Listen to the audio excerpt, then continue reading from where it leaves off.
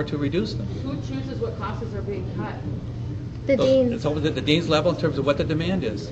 Trying to balance it out between general education and upper division. It's a tough choice. It's a tough choice, but we made sure that we had enough classes for hopefully every first-year student to get at least 2 GEs. That was a hard thing to do, but I think they accomplished it. We're going to try to add more classes for spring, all designed to try to spread it out between GE and upper division so we can maximize the availability of classes for all students from freshmen through seniors into graduates. I know you know it's not easy. I'm not looking for any sympathy there, but it is a tough choice in every college and school to do that. That's, in other words, pretty much, let's squeeze the faculty and let's squeeze the students as much as possible, because we can. And let's not squeeze from elsewhere. And then just so you know, I've talked to deans, and to them, we are just numbers. So I'm an anthropology major, and they say, well, you guys, I see only have, what, a few, about 10 majors. Well, we're gonna cut your core classes, but we won't cut I'm not saying that any department should be cut, but to them it's just numbers. That's all we are. And I'm sorry, but that's unethical, and that's having no value in education, no value in academic. We value building Fresno's entertainment industry, but we don't value our I feel that the university does not value our academics. How are the majors even supposed to grow if people can't take the classes for it? I want to ask, if your kids couldn't afford to go to college, what would you do? You can afford it. They have, exactly. But what if you couldn't? I'm sorry, I missed that. I couldn't hear. Your children. If they were coming to college and you couldn't afford to pay for their college because you aren't at this position. Just put yourself in our position or someone's parents' position. What then? Wouldn't you join us? We want you to feel. Actually, I was probably very close when my children were in school. They're both 36 and 39 years old now, so it was a while ago. And they're second generation college kids, right? They are, yes. I was a first generation. We're all first generation college kids with parents that work middle-aged jobs, 2 jobs, so that we can go to school. And we had to do the same thing in terms of when they went to school. How much was tuition when you were in school? When I was in school? Yeah. Or no, when your kids were in school. It was free. Wait. How much was tuition when you were in school? For me? Yeah. Oh, it was like 1965. It was like $2,000, which is $2,000. That was just tuition. Here, it's $4,000. Which university? Go to a private school or something? Wait. $4,000, just the tuition, not other fees. When I went to college, it was $2,000 a year. Which university? For a year. What university? What university? Was that including books? No, Which university? I'm comparing that to the $4,000 when I went for a state university fee. Which university did you go to? It was back in Minnesota. Was it a private university or was it a public? The public was the same cost at that time. It was University of Minnesota. And I was at Illinois, so I could have gone either one. Everybody else sign this? Everyone sign this? I mean, we have people saying that, education used to be free. Yeah. And education was more accessible to people when it was free. Yep.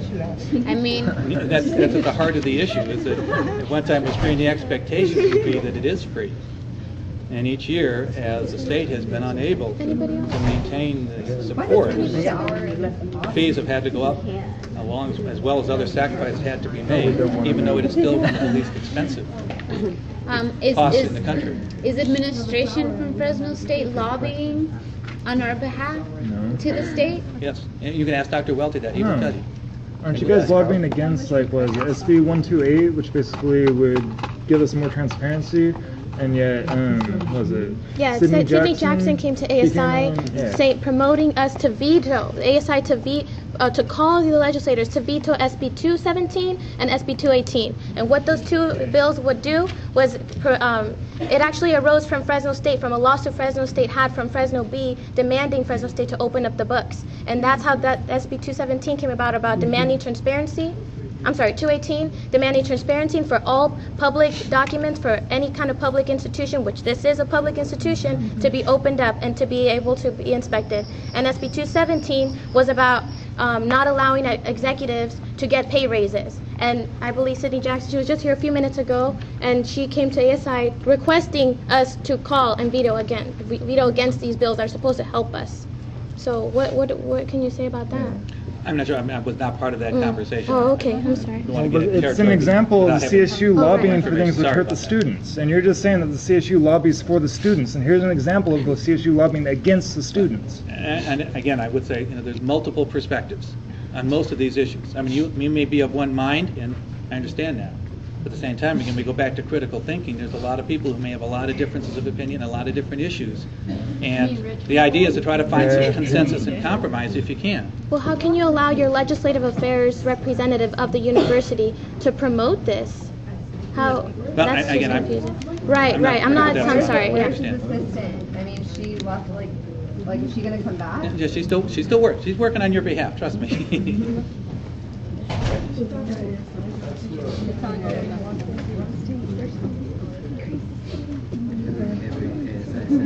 I know ASI Alexander Audi and Tara Powers, we just walked in. What's that? Alexander Audi and they just walked by right now. Yeah, like at the very beginning.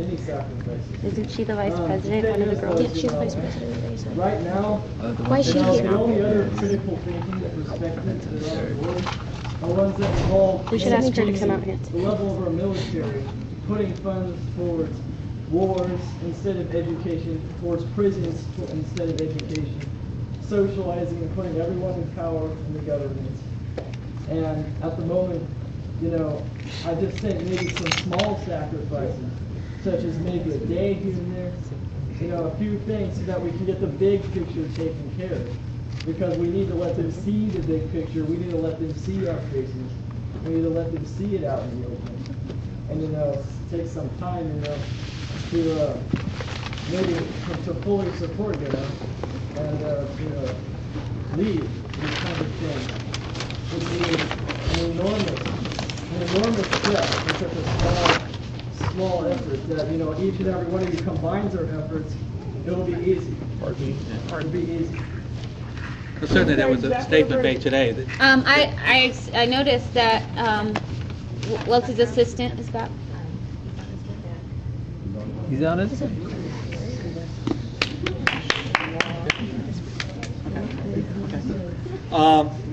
Dr. Welty is working his way back. He wants to meet with you in this building. What time? At 4 o'clock. Is that about the time? 10 to 4? He should be back on campus within 5 minutes. So it'll be 2206 downstairs.